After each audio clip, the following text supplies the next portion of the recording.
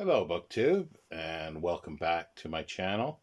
And for this video, I'm coming to you with something, well, maybe not completely different, but slightly different. And the reason why I say not completely different, because I have broached the subject on a few occasions, usually I think during a live that I've had with Mark at Book Time with Elvis. And that's sort of ancestry. I've been for years, sort of off and on at times, looking into my ancestry.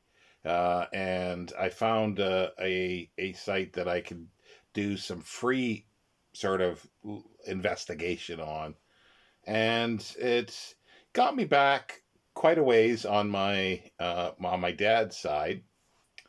And it was kind of interesting to find out that a few things that I knew and sort of verified, and then opened up other areas of interest. But my grandfather, um, as a young teenager, emigrated to the United States with his family and his mother. His father was already there, and they settled in Vermont, not far from where Mark Richardson actually lives. Uh, and then something happened at sort of about 1930-ish, give or take, that my grandfather relocated to Canada, and I think, well, a part of the family did as well, somewhere around late 20s, 1930-ish. And my grandfather ended up in sort of, I always say, the back of beyond of the back of beyond in northern Ontario, and met my grandmother, and my dad was born, and uh, that's sort of that side. But then going back, comes back to England, and I was able only to get back so far. And on my mom's side, I was having difficulty because I just didn't have access to the records, and there was nothing on the free site that I was using to deal with this. And one of the viewers, I won't mention her name because I haven't spoken to her to say that I can say who she is, but I believe she's from Canada as well, and she has done quite a bit of genealogical research, and she found a lot of stuff about my mom and my grandfather on that side, and then she went even further back on my dad's side, back to sort of the 1600s, and I think even 1500s in England here, which was really interesting. I was able to get back on my grandmother's side, on my dad's mother's side, back to France in the 1400s, which was kind of cool. Finding out a sort of a direct ancestry is a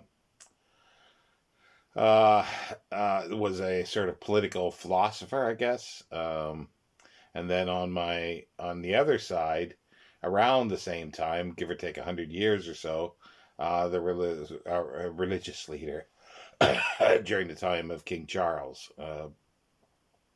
So anyway, so she's been, feeding me with some of this information, which is really, really cool. And so the reason for this sort of video is to do a bit of an unboxing.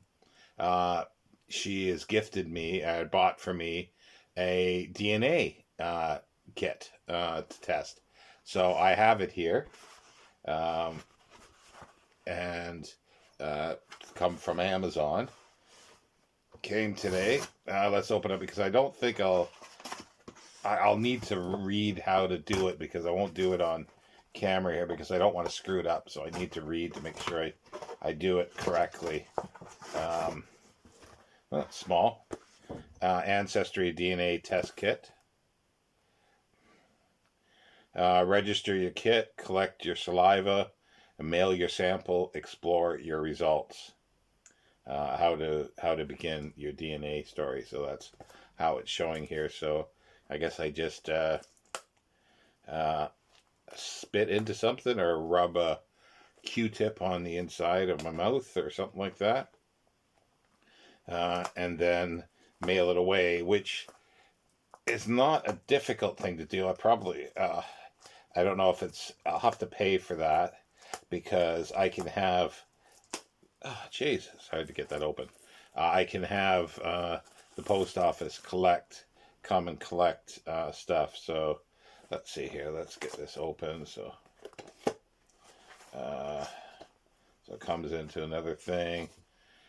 Spit in the tube. Release and shake. Okay, so I do spit. Release and shake. Replace the funnel with the cap.